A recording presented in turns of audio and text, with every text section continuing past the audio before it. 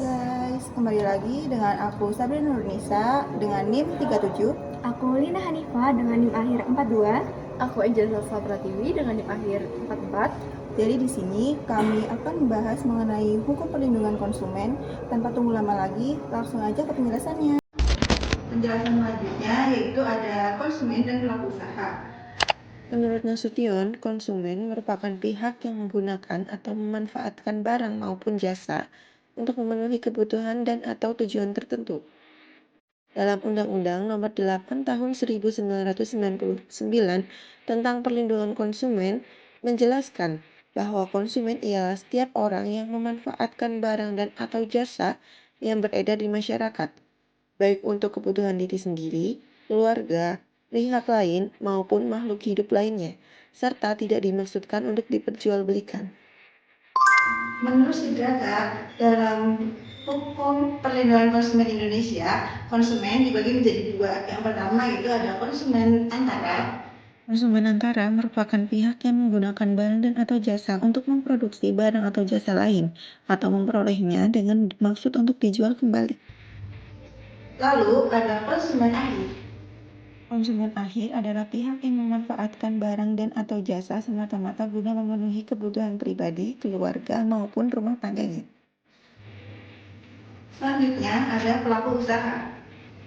Dalam Undang-Undang Nomor 8 Tahun 1999 tentang Perlindungan Konsumen mendefinisikan pelaku usaha sebagai individu maupun badan usaha, baik berbadan hukum maupun tidak, yang didirikan, berkedudukan, atau menjalankan aktivitas dalam wilayah hukum Republik Indonesia, baik secara mandiri maupun melalui perjanjian bersama untuk melaksanakan kegiatan usaha di berbagai bidang ekonomi. Menurut Ikatan Sarjana Ekonomi Indonesia atau ISEI, pelaku usaha terbagi menjadi 3 kelompok. Yang pertama yaitu investor. Investor yakni pihak yang menyediakan dana untuk digunakan oleh pelaku usaha maupun konsumen, seperti bank, lembaga keuangan non-bank, dan penyedia modal lainnya. Lalu yang kedua ada produsen. Produsen yaitu pihak yang menghasilkan atau memproduksi barang dan atau jasa dari barang atau jasa lain, misalnya rumah sakit, pabrik tekstil, maupun pengembang perumahan. Dan yang ketiga ada distributor. Distributor yakni pihak yang menyalurkan atau memperdagangkan barang dan atau jasa kepada masyarakat, contohnya toko, warung, supermarket, kios, maupun pedagang kaki lima. Kalian tahu nggak sih hak dan kewajiban konsumen?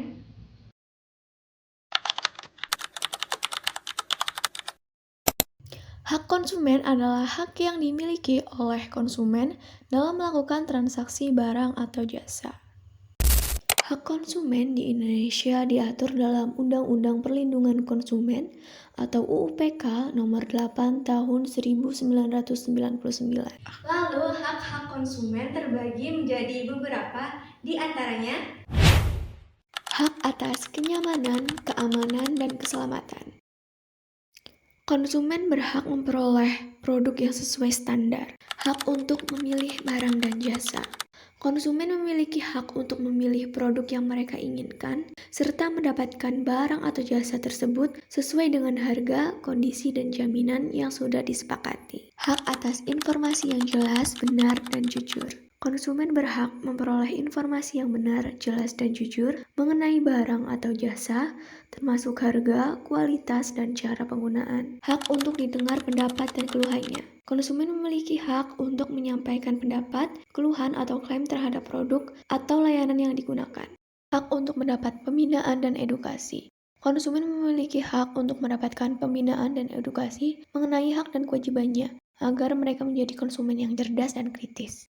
Hak untuk diperlakukan secara benar dan jujur, serta tidak diskriminatif. Konsumen berhak diperlakukan adil, tanpa diskriminasi dan mendapatkan pelayanan yang setara, tanpa membedakan status sosial, ras, atau kepercayaan. Hak mendapatkan kompensasi, ganti rugi, atau penggantian. Konsumen berhak mendapatkan kompensasi, ganti rugi, atau penggantian jika mengalami kerugian akibat produk cacat atau tidak sesuai perjanjian. Hak atas perlindungan hukum. Konsumen berhak atas perlindungan hukum yang efektif, termasuk kesempatan menyelesaikan sengketa melalui pengadilan, Badan Penyelesaian Sengketa Konsumen atau BPSK, atau lembaga berwenang lainnya.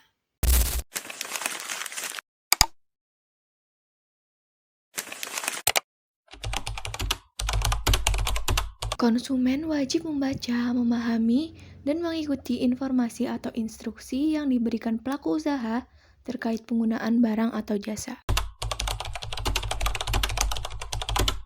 Konsumen wajib patuh terhadap peraturan hukum yang berkaitan dengan kegiatan konsumsi, termasuk aturan yang mengatur tentang pajak, hak cipta, atau regulasi produk.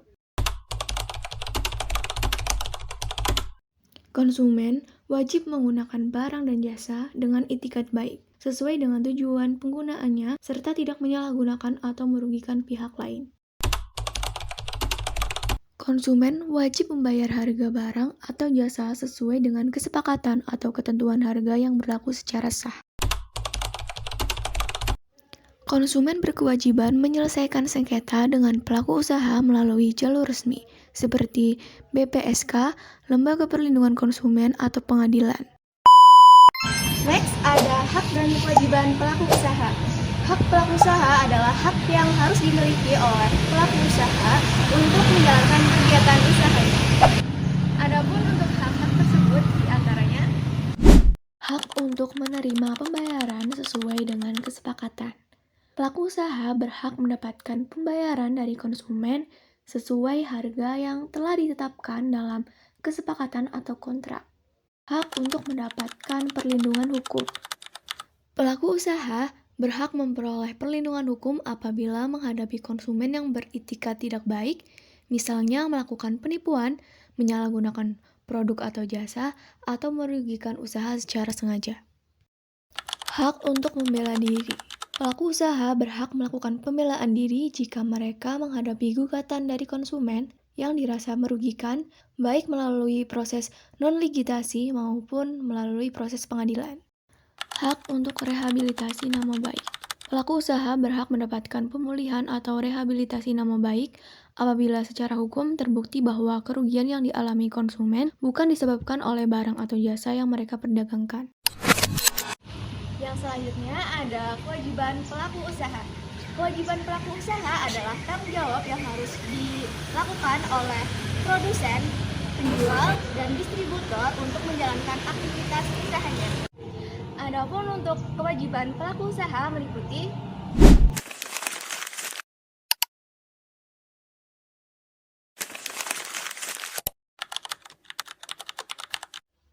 Pelaku usaha harus menjalankan bisnis dengan niat yang jujur, adil, dan tidak merugikan pihak lain. Pelaku usaha wajib memberikan informasi yang benar, jelas, dan jujur mengenai produk atau jasa yang mereka tawarkan, termasuk juga risiko, manfaat, dan cara penggunaannya. Pelaku usaha harus memberikan pelayanan kepada konsumen secara baik dan profesional tanpa membeda-bedakan status sosial, suku, agama, maupun latar belakang.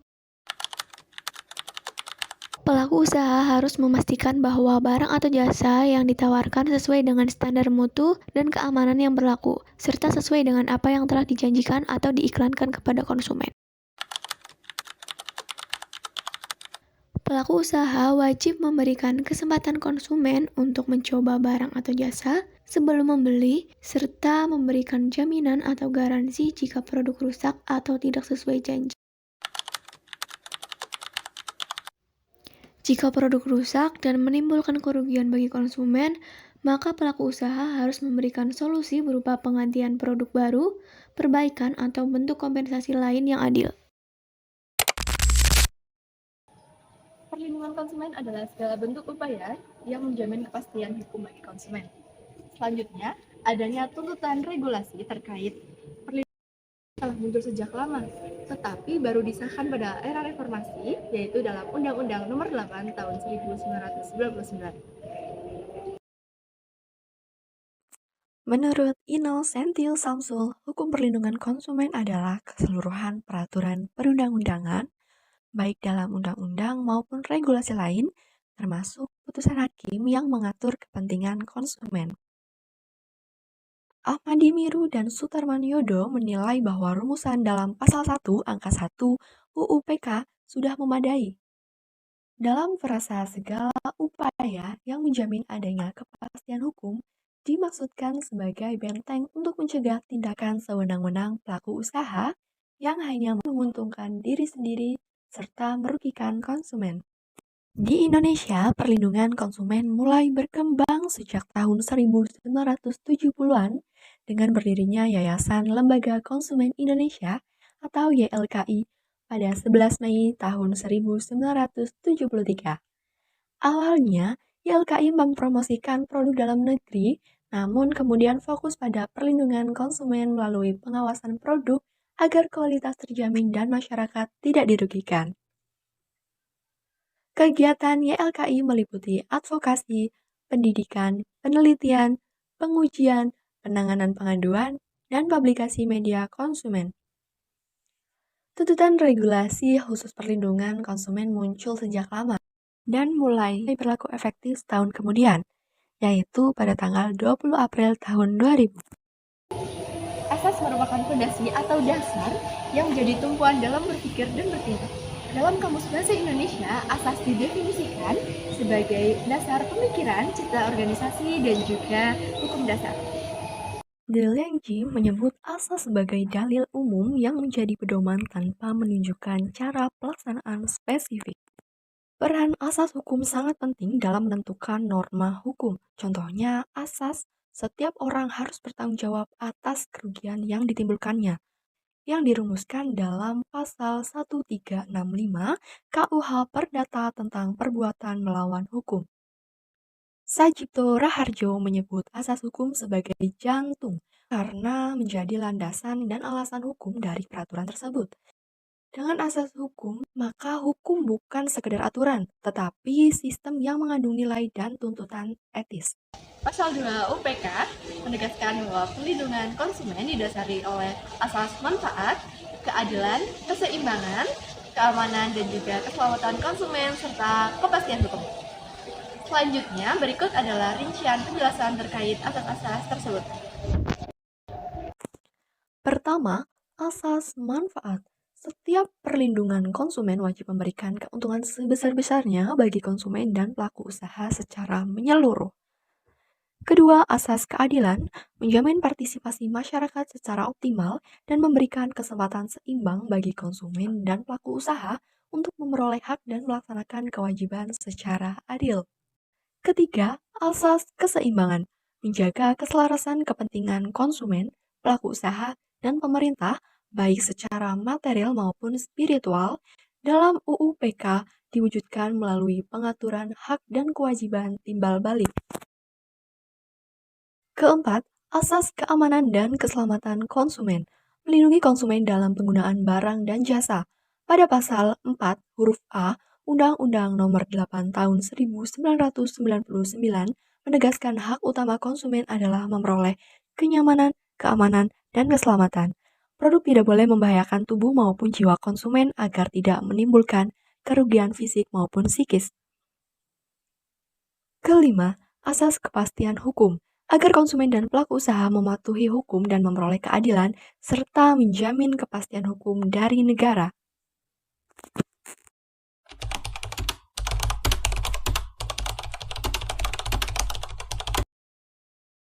Latar belakang kasus. Kasus ini bermula dari laporan masyarakat mengenai peredaran beras yang tidak sesuai mutu meskipun harga di pasaran terus meningkat.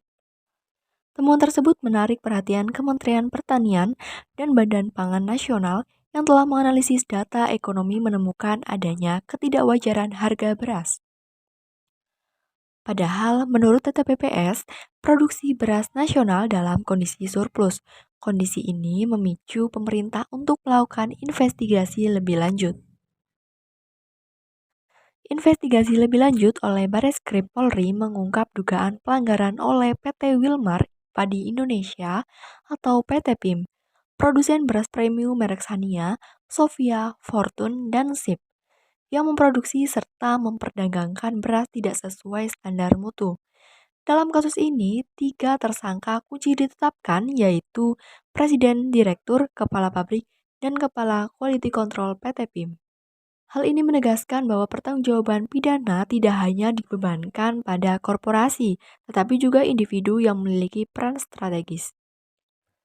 Kondisi ini merujuk pada Undang-Undang Nomor 8 Tahun 1999 tentang Perlindungan Konsumen, di mana PT PIM dikategorikan sebagai pelaku usaha sebagaimana tercantum dalam Pasal 1 Angka 3. Proses penanganan perkara dimulai dari laporan masyarakat, dilanjutkan gelar perkara, hingga peningkatan status menjadi penyidikan oleh Satgas Pangan Polri. Pelanggaran hak-hak konsumen. Kasus beras oplosan secara langsung melanggar hak-hak dasar konsumen yang dijamin oleh Undang-Undang Nomor 8 Tahun 1999 tentang Perlindungan Konsumen. Pelaku usaha telah melanggar 1. Hak atas keamanan dan keselamatan. Konsumen membeli beras untuk dikonsumsi, tetapi pelaku usaha mengoplosnya dengan bahan yang tidak sesuai standar, bahkan berpotensi membahayakan kesehatan jika dicampur dengan bahan non-pangan. 2. Hak atas informasi yang benar, jelas, dan jujur. Pelaku usaha menyesatkan konsumen dengan menjual beras berlabel premium yang tidak sesuai standar mutu. Padahal, label premium seharusnya mengikuti ketentuan SNI 6128.2/2020, Permentan Nomor 31/2017 tentang kelas mutu beras, serta Perbadan Nomor 2/2023 tentang persyaratan mutu dan label beras. Faktanya, beras tersebut dioplos sehingga kandungan butir patah melebihi batas 15% yang ditetapkan, menyebabkan konsumen membayar harga tinggi untuk kualitas yang jauh di bawah standar. Yang ketiga, hak untuk memperoleh ganti rugi. Konsumen dirugikan secara finansial karena membayar harga premium untuk beras berkualitas rendah. Kerugian ini diperkirakan mencapai triliunan rupiah per tahun, menunjukkan skala pelanggan yang masif. Implementasi asas-asas perlindungan konsumen. Penanganan kasus beras oplosan mencerminkan penerapan asas-asas perlindungan konsumen sesuai Pasal 2 Undang-Undang Nomor 8 Tahun 1999. Asas manfaat terlihat dari penegakan hukum yang memberi keuntungan bagi konsumen dan pelaku usaha. Asas keadilan diwujudkan melalui penyidikan objektif dengan menghadirkan 24 saksi dan ahli. Asas keseimbangan tampak dari sikap aparat yang memberikan kesempatan tersangka untuk kooperatif. Asas keamanan dijalankan dengan uji laboratorium dan penyitaan barang bukti. Yang terakhir, asas kepastian hukum ditegakkan melalui penerapan pasal pidana yang jelas dan sanksi tegas. Dasar hukum dan mekanisme penyelesaiannya. Dasar hukum kasus beras oplosan merujuk pada Pasal 62 Jo, Pasal 8 Ayat 1 Undang-Undang Perlindungan Konsumen dengan ancaman pidana 5 tahun penjara dan denda 2 miliar. Kasus ini juga dijerat Undang-Undang Tindak Pidana Pencucian Uang dengan ancaman 20 tahun penjara dan denda 10 miliar rupiah. Mekanisme penyelesaiannya ditempuh melalui jalur pidana, mulai dari laporan konsumen, penyelidikan, gelar perkara, hingga penetapan tersangka. Satgas Pangan Polri menyita ribuan karung beras dan dokumen dengan dukungan Puslapfor, Kementan, dan PPATK yang menegaskan asas kepastian hukum melalui penindakan tegas lintas lembaga.